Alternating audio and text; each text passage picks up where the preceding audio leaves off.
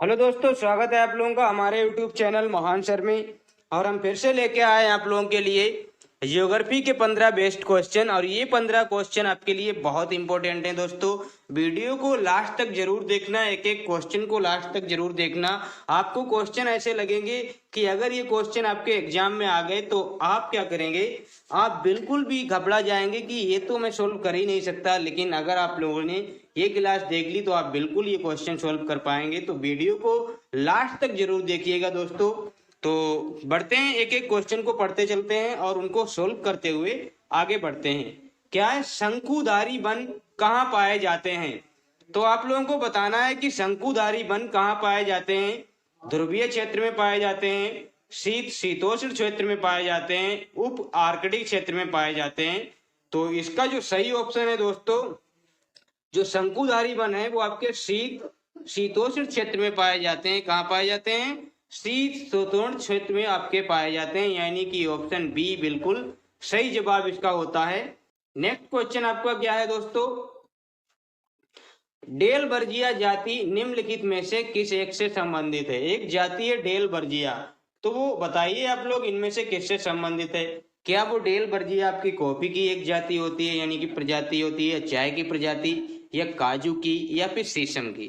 तो डेलबर्जिया जो आपकी एक प्रजाति है वो आपकी शीशम की एक प्रजाति है, यानी कि ऑप्शन डी बिल्कुल सही जवाब होता है। तो अब बढ़ते हैं नेक्स्ट क्वेश्चन की तरफ। नेक्स्ट क्वेश्चन क्या है हमारा, भूमध्य रेखा के निकट किस तरह के वन पाए जाते हैं? तो आप लोगों को बताना है कि भूमध्य रेखा के पास में कौन से वन होते हैं। तो ये तो आपको पता होना चाहिए कि भूमध्य रेखा के पास किस तरह के वन होते हैं। तो ये आपका क्या है, उष्णकटिबंधीय वन आपके भूमध्य रेखा के पास पाए जाते हैं। अब बढ़ते हैं नेक्स्ट क्वेश्चन की तरफ। और नेक्स्ट क्वेश्चन क्या है, किस क्षेत्र को चारागाह का बेल्ट कहा जाता है? बेल्ट क्या है, ये एक चारागाह का नाम है, एक मैदान है घास का, उसको क्या कहा जाता है? बेल्ट कहा जाता है। तो किस चारागाह को बेल्ट का मैदान कहा जाता है यानी कि बेल्ट कहा जाता है? क्या कनाडा है, या आपका क्या है दक्षिण अफ्रीका, आयरलैंड, ब्राजील? तो ये जो इसका सही ऑप्शन है, ऑप्शन बी बिल्कुल सही जवाब है। क्या? दक्षिण अफ्रीका आपका इसका राइट आंसर होता है, यानी कि ऑप्शन बी। बढ़ते हैं नेक्स्ट क्वेश्चन की तरफ। नेक्स्ट क्वेश्चन आपका क्या बोलता है, निम्नलिखित में से कौन उष्णकटिबंधीय घास भूमि है? आपको बताना है इनमें से कौन सी उष्णकटिबंधीय घास भूमि है। क्या बेल्ट है, क्या पेरी है, क्या लानूज है, क्या स्टेपी है? तो उष्णकटिबंधीय जो घास के भूमि के मैदान है दोस्तों, ये ऐसा क्वेश्चन है, मैं भी थोड़ा कंफ्यूज हूँ। तो आप लोग इसमें सपोर्ट कीजिए कि इसका सही आंसर क्या है। इसका जो मैं आंसर लगाने वाला हूं वो आपका क्या है, ऑप्शन सी बिल्कुल सही ऑप्शन लगाता हूं। अब ये सही ऑप्शन होता है या नहीं होता है, फिलहाल तो मैं इसको देखता हूं क्या सी करेक्ट है। बिल्कुल करेक्ट है, सी फॉर करेक्ट आपका, बिल्कुल करेक्ट आपका क्या है आंसर। यही आपका लानोज आपके क्या है, उष्ण कटिबंधीय घास भूमि है, यानी कि घास के मैदान है। अब बढ़ते हैं नेक्स्ट क्वेश्चन की तरफ। और नेक्स्ट क्वेश्चन क्या बोलता है दोस्तों, निम्नलिखित में कौन शीतोष्ण कटिबंधीय घास भूमि है? ये आपको बताना है, शीतोष्ण कटिबंधीय घास भूमि आपके कौन है। ये जो अभी हमने पढ़ा था ना बेल्ट, चारागाह का बेल्ट, जो कि दक्षिण अफ्रीका का एक मैदान था। तो बेल्ट आपके क्या है, ये शीतोष्ण कटिबंधीय आपके क्या है, घास के मैदान है, यानी कि ऑप्शन बी बिल्कुल सही जवाब।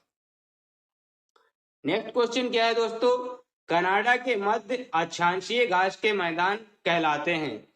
कनाडा के जो मध्य आपके अक्षांशीय घास के मैदान हैं वो आपके क्या कहलाते हैं? क्या आपके पंपास कहलाते हैं, क्या डाउन्स कहलाते हैं, क्या आपके प्रेरीज कहलाते हैं? तो इसका सही ऑप्शन क्या है, कनाडा के पास जो घास के मैदान है और अक्षांशीय घास के मैदान है वो आपके प्रेरी आपके हैं, क्या है, प्रेरी कहलाते हैं, यानी ऑप्शन डी बिल्कुल सही जवाब है इसका। ये देखो बिल्कुल ऐसे के ऐसे ही आपको पता होने चाहिए, इनमें कोई ट्रिक कोई लॉजिक इसका नहीं होता है। अब नेक्स्ट क्वेश्चन क्या है उसको देख लेते हैं। नेक्स्ट क्वेश्चन हमारा क्या है, किस प्राकृतिक प्रदेश में मौसमी वर्षा होती है? मुख्यतः गर्मी के अंत में, जब गर्मी मतलब लास्ट होता है तो उस टाइम पे मौसमी वर्षा होने लगती है। तो ये कहाँ पे होती है? प्रेरीज में होती है, भूमध्य सागरीय में होती है, मानसूनी प्रदेश में होती है। तो ये ऑप्शन भी मुझे थोड़ा डाउट लग रहा है, फिलहाल मैं सी लगाता हूँ, देखता हूँ क्या फिर से सी फॉर करेक्ट होता है। क्या देखता हूँ सी फॉर करेक्ट होता है। बिल्कुल दोस्तों सी फॉर करेक्ट, यहाँ पे सी ऑप्शन बिल्कुल सही बैठ गया हमारा। ये गर्मी के अंत में मौसमी वर्षा होती है आपकी कहाँ, मानसूनी प्रदेश में। अब नेक्स्ट क्वेश्चन देखते हैं दोस्तों क्या है। नेक्स्ट क्वेश्चन हमारा क्या है, किस प्राकृतिक प्रदेश को विकास का प्रदेश कहा जाता है। तो बताना है किस प्राकृतिक प्रदेश को विकास का प्रदेश कहा जाता है। क्या आपका मानसूनी प्रदेश है, विषुवतीय प्रदेश है, भूमध्य सागरीय प्रदेश है, या फिर सवाना प्रदेश है। तो ये भी आपका ऑप्शन आपका ए ही बिल्कुल सही होगा। मानसूनी प्रदेश को विकास का प्रदेश बोला जाता है, यानी कि ऑप्शन ए बिल्कुल राइट जवाब है। अब बढ़ते हैं नेक्स्ट क्वेश्चन की तरफ। नेक्स्ट क्वेश्चन क्या है, रोपण कृषि किस प्राकृतिक प्रदेश में की जाती है। रोपण बोले तो रोपण आपकी क्या है, मतलब जो कृषि रोपी जाती है तो आपकी कहाँ क्या, विषुवतीय प्रदेशों में होती है, या सवाना प्रदेश में होती है, या आपकी भूमध्य सागरीय प्रदेश में होती है। ये ऑप्शन थोड़ा सा मुझे भी डाउट लग रहा है और मैं इसका आंसर आप लोगों को ऐसे नहीं बता सकता, क्योंकि इसमें मुझे भी डाउट लग रहा है और मैं इसमें गेस करना भी नहीं चाह रहा हूँ। मैं इसका सही आंसर देखता हूँ, क्या इसका सही ऑप्शन भूमध्य सागरीय प्रदेश है। तो इसका सही ऑप्शन आपका क्या है, विषुवतीय प्रदेश में आपकी क्या होती है, रोपण कृषि होती है। मतलब वहां पे क्या होता है, बीजों को बोया नहीं जाता है, बीजों को रोपा जाता है, जैसे धान को रोपते हैं। तो इस तरह से आपका क्या होता है, वो आपका क्या होता है, विषुवतीय प्रदेश में कृषि होती है, रोपने वाली कृषि होती है, यानी कि ऑप्शन ए बिल्कुल सही जवाब है इसका। अब नेक्स्ट क्वेश्चन क्या है हमारा, मानसूनी प्रदेश के अधिकांश निवासियों के जीवन का मुख्य आधार है। जो मानसूनी प्रदेश के लोग होते हैं तो उनका मुख्य जीवन का आधार क्या है, क्या वो उद्योग करते हैं, या कृषि करते हैं, या पशुपालन, या फिर खनिज उत्खनन का काम करते हैं। तो वो मानसूनी वाले तो आपके क्या करेंगे, ये तो आपके एग्रीकल्चर ही करेंगे ना। यहाँ पे तो एग्रीकल्चर ही होगी ना, क्योंकि मानसूनी है, मानसूनी में वर्षा भी होगी तो एग्रीकल्चर भी होगा। ऑप्शन बी बिल्कुल सही भी होगा। अब बढ़ते हैं नेक्स्ट क्वेश्चन की तरफ। नेक्स्ट क्वेश्चन क्या है, किस प्राकृतिक प्रदेश में गर्मी की ऋतु में सूर्य कभी अस्त नहीं होता है।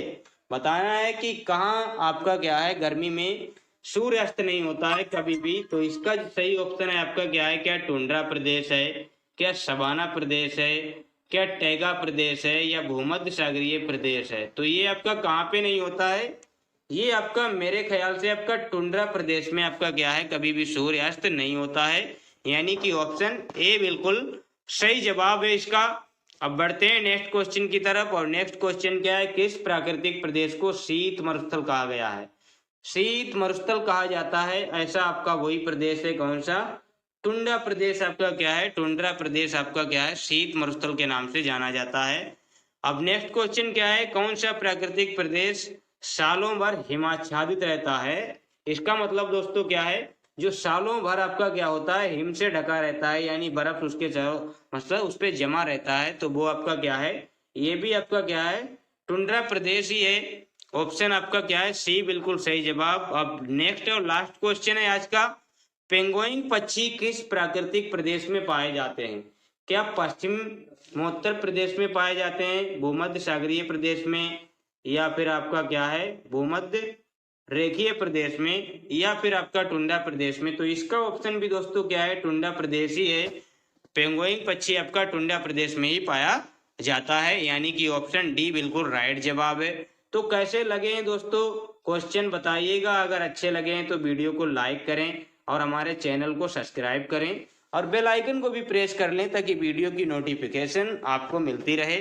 और आप लोग ऐसे ही क्लास को देखते रहें, अपने नॉलेज को बढ़ाते रहें, अपने ज्ञान में वृद्धि करते रहें, आपकी तैयारी बेहतर हो सके, कम टाइम में आप अच्छी तैयारी कर सकें। तो फिर मिलते हैं किसी नेक्स्ट वीडियो में, तब तक के लिए धन्यवाद।